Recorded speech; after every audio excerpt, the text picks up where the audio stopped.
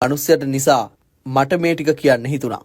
ඒ වගේම ජින්ජක්කා, රූණි අයියා, අජිත් අයියා මේ කාරණාවලදී දක්වපු අදහස් මම දැක්කා.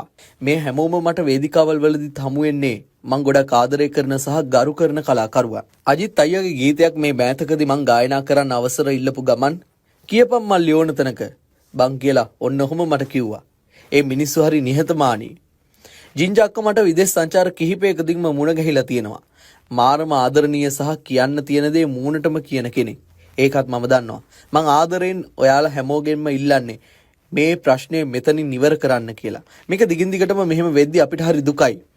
ඒ පැත්තෙන් මේ පැත්තට මේ පැත්තෙන් මේ පැත්තට පෝස්ට් වීඩියෝ ලයිව් ෂෙයා වෙද්දි තව දරුණුවට මේ ප්‍රශ්නේ පැතිරිලා දෙපැත්තටම වෙන්නේ ලොකු හානියක්. දෙපැත්තටම කියන්න සාධාරණ කතා ඇති. ඒ හැමදේම සාධාරණව පෞද්ගලිකව කතා කරලා විසඳ ගන්නවා නම් අපි හැමෝම කැමතියි. අපි ඔයාලා හැමෝටම ආදරෙයි. ඔයාලා හැමෝම එක්ක වේදිකාවක සින්දු කියන්න ඕනේ. මම ආස එච්චරයි.